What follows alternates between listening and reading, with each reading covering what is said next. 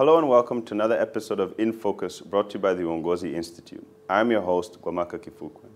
Recently, the continent has been exploring this issue of how to manage natural resources for maximum benefit.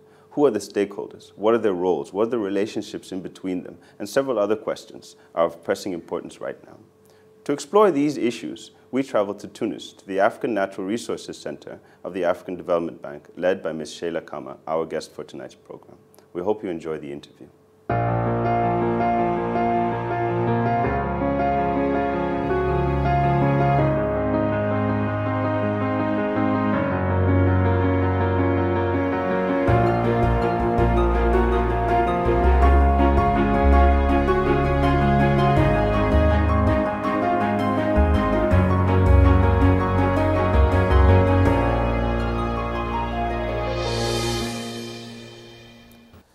So, Ms. Khama, welcome to the program.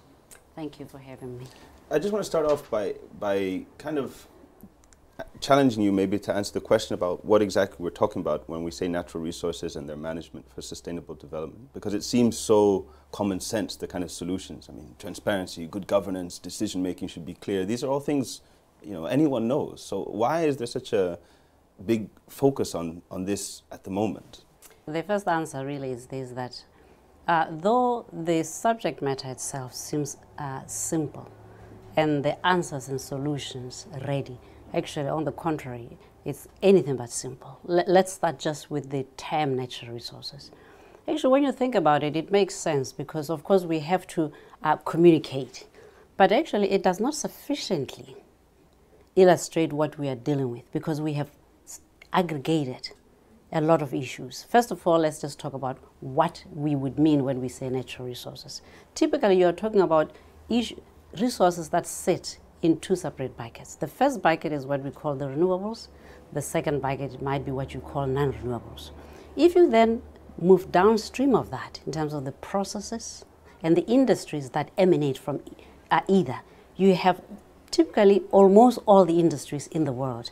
In this room, for instance, almost everything that you see, you touch, is a form of natural resource. And if it isn't, it was made using natural resources. And if it wasn't, it actually mimics natural substances. And so, sadly, the concept of natural resources, though real, belies reality. Now, move away from just the nature of industry, then deal with the role of governments, the role of investors, the role of civil society, the role of the markets, the role of financiers.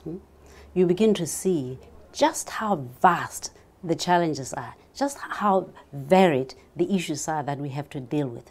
Consider too that the impact of what we do is transgenerational.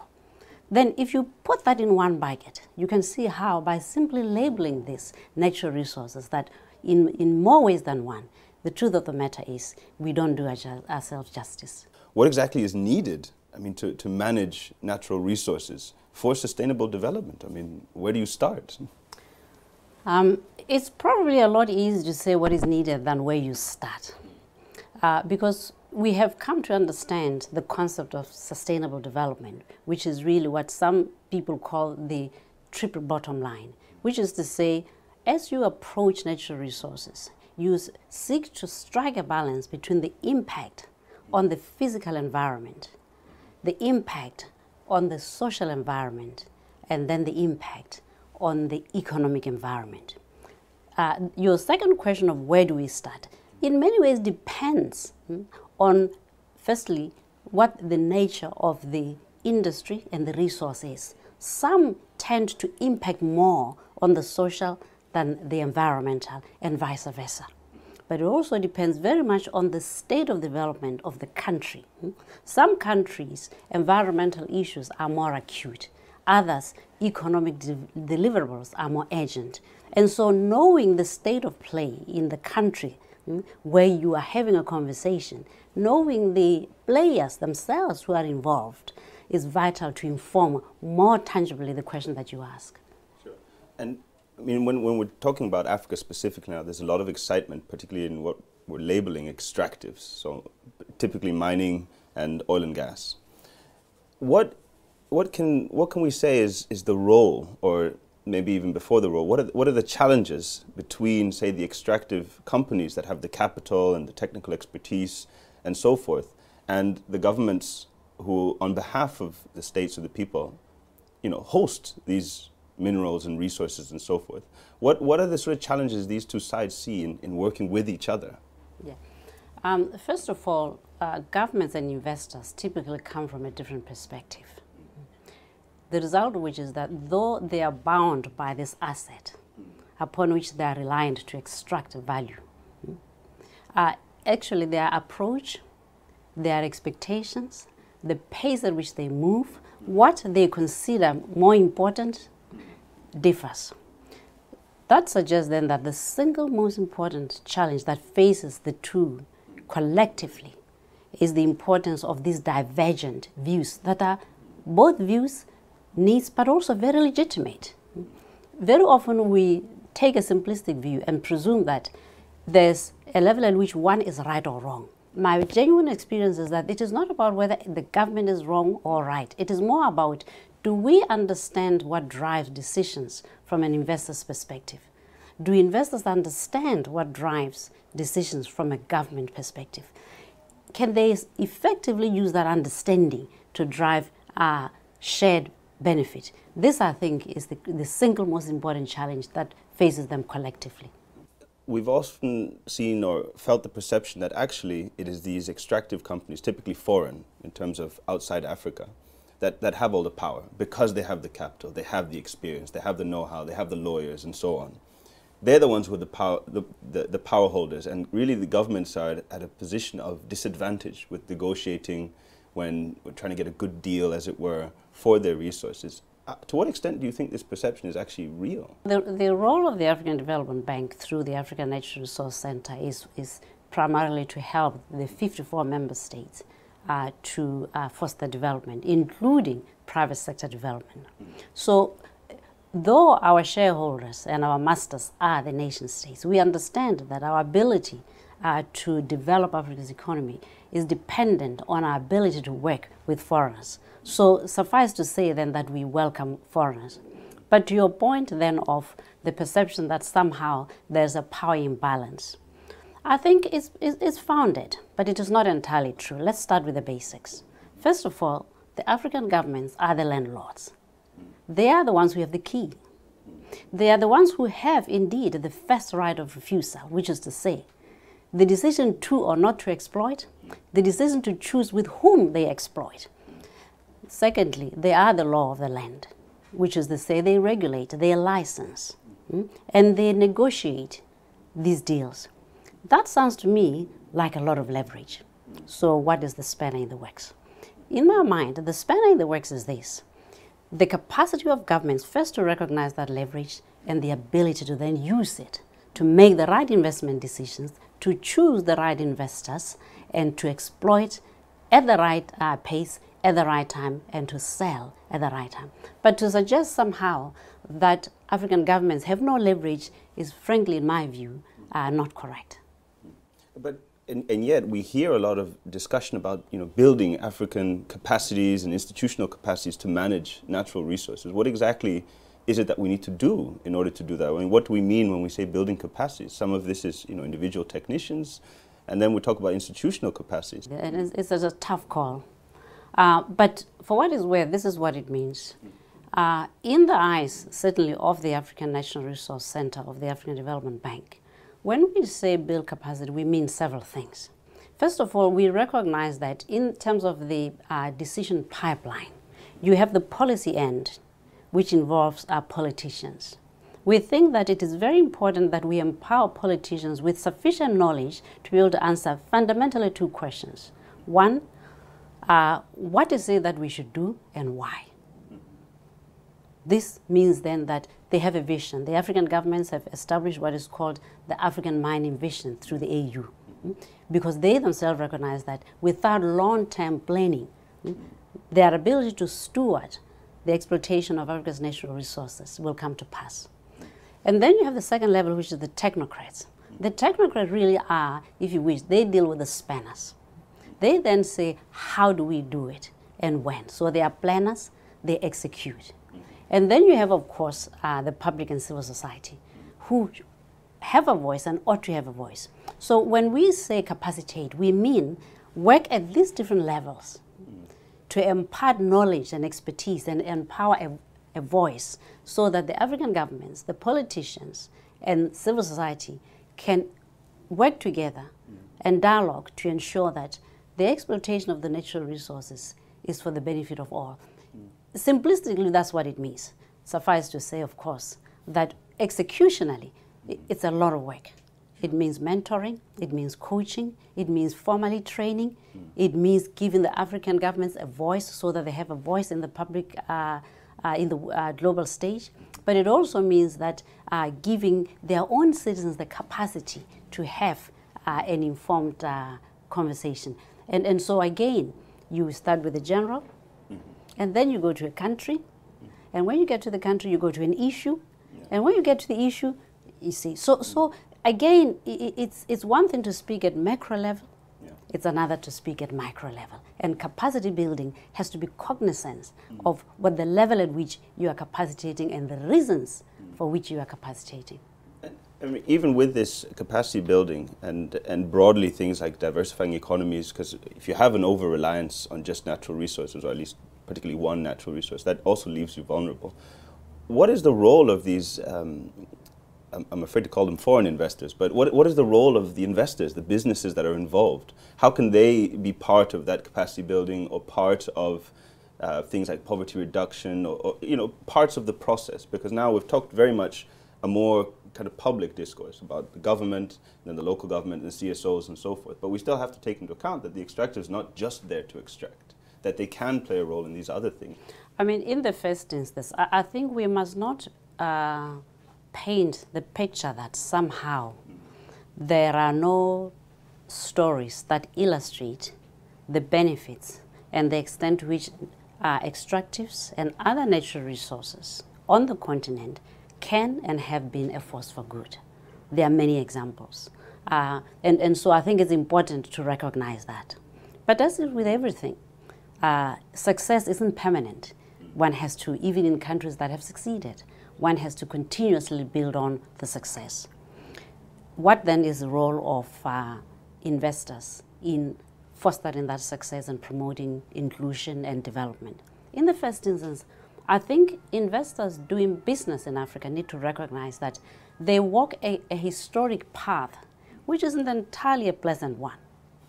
And so there has to be a willingness to embrace the new order and do so proactively and evidently. That's the first thing. The second thing is to recognize that actually they are doing business in a vastly different environment than that from which they come, and adjust their strategies to accommodate not only the environmental, social, and economic needs, but also the cultural nuances. In the absence of doing that, we risk that we maintain this parallel approach where we have them and we have us. Having said that, of course, the same is to be said for governments. The truth of the matter is, whether the resources come from Africa, financially or technically, all governments are always going to be beholden to an investor to undertake exploration, do discoveries, do the marketing, because the core business of governments by nature is to develop the citizens, but not necessarily to invest, though governments may have a stake here and there. So we have to find a way to make sure that we work together, we articulate our development vision to the investors, make sure they understand our priorities, our expectations, and then hold them to account for that. But also equally ensure that to the extent that investors invest in Africa, that they earn the right to have a voice as corporate citizens, but also that they earn the right to recoup fairly the investment that they make. Again, things that are easier said than done. But the truth of the matter, in many ways, the basics stay the same. It's more the executional aspect. Sure. Yeah. And I like that you brought in this fact that it is investors that they're going to be beholden to in any case. And I would like to ask you about a slightly controversial issue maybe, that there is a sort of animosity towards Africans who represent these foreign companies. you know, as kind of hidden messengers, or somehow they're working with the enemy, as it were. What's your sense of this kind of perception or feeling that's out there? Well, of course, I myself worked for a foreign entity, an extractives company. I worked for Anglo American Corporation of South Africa in the 1990s. At the time, they were the world's largest mining conglomerate. I subsequently worked for De Beers, which today and for 100 years is the world's leading diamond producer in a country where diamonds were the hand that fed the nation and remains the world's largest producer of diamonds by value. So let me put my hand on my heart then and say I'm one of those. So how do I see this? Actually, I do not think that patriotism is the exclusive reserve of those that work for either governments in the nation state nor indigenous companies. I think it's flawed to assume. I think patriotism is a question of personal values. And therefore, I think if we find the right people with the right values, who have a genuine love for their country, who are loyal to their corporate masters, the truth of the matter is when you do the right thing in terms of moral issues, business ethics, contractual obligation, and if you wish, citizenry, it is impossible you can offend the interests of the nation state. As a matter of fact, it is impossible you can offend the interests of a foreign entity, because the issue is not who you represent. The issue is what drives your values and what underpins your behavior.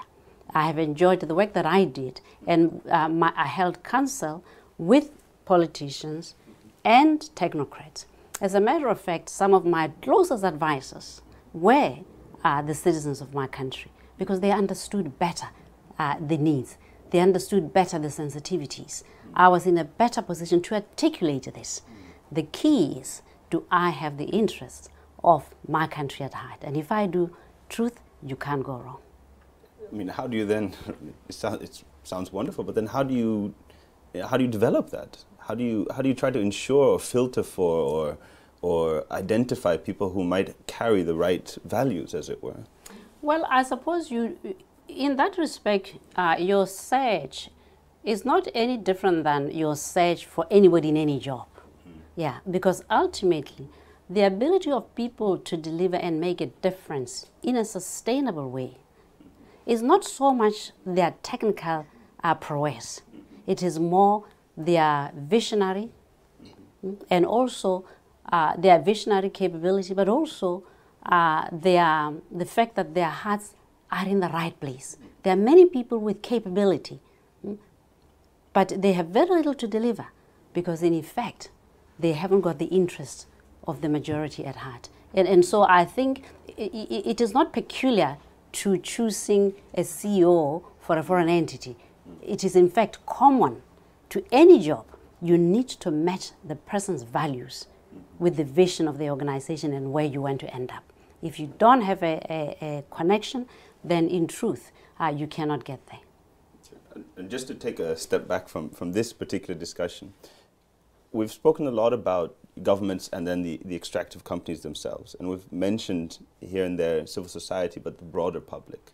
And I don't want them to be lost in all this because they do have an important role to play. You know, they have the expectations that put pressures on governments and so forth. But how can we enhance civil society organizations or the broader public in engaging in these kinds of discussions about sharing information, about the decision pipelines and so forth? How can we make sure that their involvement is enhanced so that their views and their concerns, particularly in the communities immediately around extraction sites, are taken on board? Yeah. Well, first of all, talking about the communities in the vicinity of the projects, there are, of course, two schools of thoughts, and the debate enrages and the jury's out. Some countries take the view that natural resources underground belong to the entire nation, and that the extent of obligation to those communities around the project is compensation for loss of right of use of surface rights and any other subsequent development, that once you have adequately compensated relocated to other areas, rebuild the structures and make sure they are not dispossessed of anything they previously had, that you have done your duties and that from now on it's a level playing field. The other school of thought, of course, assumes that above and beyond the material compensation, there is the spiritual, the cultural, and others. And some people go even further to suggest that, in fact, ownership should be vested not in the state, but in them. So let us be clear that I'm not condoning one or the other in my response to you. But I do recognize the importance, certainly, of capacitating the public voice for two reasons. One, the public actually are the owners. The governments are just custodians. And therefore, suffice to say, if you are my agent, I cannot be silenced by your actions, that I remain an active participant in delivering that for which you are my agent. So civil society is a vehicle for achieving this. The second thing, of course, is that we say civil society, again, at the risk of being simplistic. There are different component parts. Civil society, in effect, are not different than companies and governments. They're just vested interests. And in society, you have multiplicity of vested interests. Now, why would any society want to stifle the vested interests of any group? So civil society has a voice. Now, how do we capacitate them? Several ways. First of all, I think it is in the interest of governments to have knowledgeable civil society that can have informed discussions. So governments should invest in policies that recognize the importance of a capacitated civil society by meeting them halfway in terms of financial resources and others. Some governments do this frequently. The other, of course, is that civil society itself can benchmark other countries.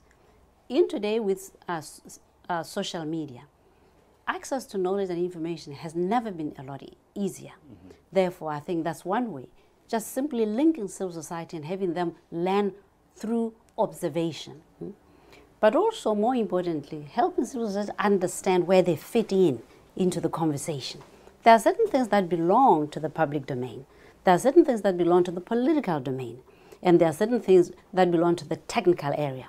Knowing where they come into the picture, knowing the issues about which they need to be informed, knowing the issues about which they need to be consulted, knowing the difference between consultation, information, and delegation. All these things, I think, if explained and if articulated to civil society, and one way of capacitating them. But you are never going to get to a stage where your civil society is so capacitated you don't have to do anything, for the simple reason that things evolve. And what is right today is not right tomorrow. So I think we must also remember that civil society is a process and not an end in itself. That's true. Yeah. And one thing to sort of follow on from that, one thing that complicates natural resources, particularly in Africa, is the weight of expectation. I mean, we're seeing this sector, as it were, as the solution to Africa's poverty. I mean, we're going to be rich, now we have oil and gas and so forth. To what extent does that view need to be tempered? I mean, and how do we go about managing that expectation? Because we do know that there's a lot of money at play. We read in the papers about $20 billion of investment and so on. That raises the expectation level. And how do we temper that? How do we let people realize that there is a process, that the wealth is coming in some form, but that it needs to be thought through, that we can't just expect a cash handout, as it were? Yeah. In truth, I haven't got the wisdom, because if there was one thing I would do, it would be to temper expectations. So I answer this question as a mere perspective. First of all, you are absolutely correct in observing that we are setting ourselves for a fall unless we begin to demonstrate that though natural resources and extractives can deliver, that one, they are limited. Two, they are not the answer to all of our problems. Three, actually, it's not instantaneous. The importance, particularly of governments and their investor partners, of articulating this in advance of extraction and containing expectation is almost key to the very survival of the sector. Because unless we can match expectations with reality, the risk we run is that increasingly the perception that natural resources do more harm than good is going to become a reality. And when that happens, the very value of the resources will diminish because more investors will be shy to put money in them. Consumers will be wary of buying them. The result of which is that demand will just dry out. So I cannot emphasize the importance of containing this, because otherwise we may soon render sterile our own resources, which would be a travesty. And you mentioned earlier as well things like the African mining vision that gives a kind of long-term framework. But we may see, national agendas that clash with more regional agendas. So I wanted to just ask you about that tension, as it were, on the one hand, and then as a follow-up, if I may, what other initiatives are we seeing at the African regional level, but then also at the global level, to combat things like corruption, particularly in extractives, with things like transparency, accountability, getting rid of tax havens and so forth? What are we seeing that's happening on the continent to make sure that there's a higher likelihood of a fair process and a fair deal being reached for everyone? Well, again, a mouthful. First of all, how do we reconcile the tension between national sovereign interest and regional development interest? Pretty much the same way we do in any other sector. This is not peculiar to the natural resources sector. And it seems to me that initiatives like the African Mining Vision seek to do that. What they do is they create a high-level principle around which the states rally the development of the resources, and with that achieving harmony and therefore removing chances of this tension, as you rightly call it. The African Mining Vision is not unique. We also have the Land Policy Initiative. The Land Policy Initiative particularly targets land usage, right of access, protection of those who are not able to speak for themselves, while at the same time opening up Africa for investments, and does that by setting standards for land tenure systems, both for commercial and subsistence, and then, of course, urban development purposes. We also have other initiatives in the fisheries sector to try particularly to combat illegal fishing. More recently, in June, the world rallied in New York and launched what is called the Global Ocean Commission. In a nutshell, what they are saying is our oceans, especially in the high seas, which is to say those areas that don't belong to anyone, are in a dire state. And that, just as we ought to be talking about sustainable development, environmental protection, lawfulness on land, we ought to very quickly pay attention to what is happening in the high seas. So that there's a lot going on would be an understatement. Yeah. But that is also testimony to the myriad of challenges. Now to your question of how do we deal with corruption? Again, there are many initiatives. In the first instance, in the extractives, the flagship, if you wish, is the Extractive Transparency Initiative, which really seeks to track disclosure of payments between governments. The assumption being that if you pay illegally or for corrupt purposes, that we can get to the bottom of it. Yeah. This year, the G20 will meet in Australia. And there, one of the top agenda items is safe havens, which is to say, how can we avoid the tendency for foreign entities to structure themselves corporate, in terms of the corporate structure, to pay tax in jurisdictions that for whatever reason have a lower tax rate, at the expense of paying tax in those jurisdictions where in effect they earn the revenue, which is where logic suggests you should pay tax. So you could say that sits again in the space of not lawlessness, but perhaps not well-intentioned. Yeah. Yeah.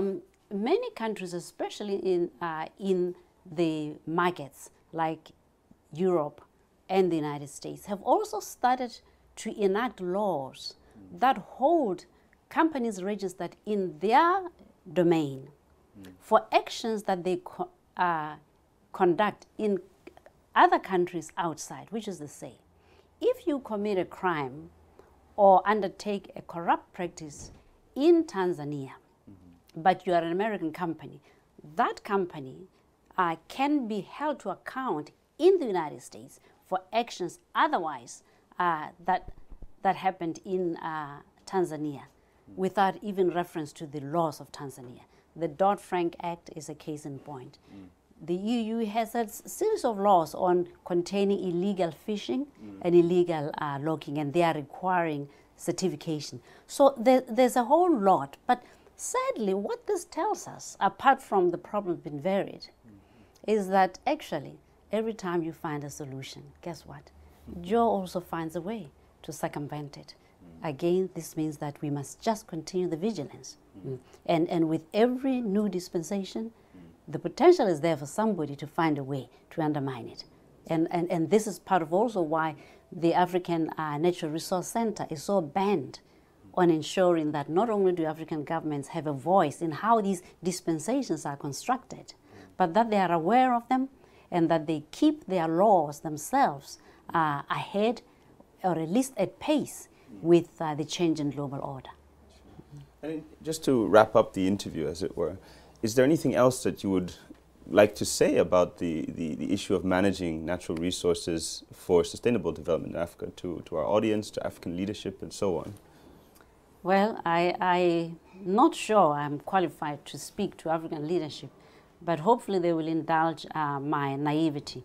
I mean, it seems to me that African governments sometimes are blindsided of one very important factor, which is this, that because natural resources are the biggest asset in many countries' balance sheet, because the laws of the state vest these assets in the state, because the same laws also very often grant the state automatic right to equity in the companies that develop.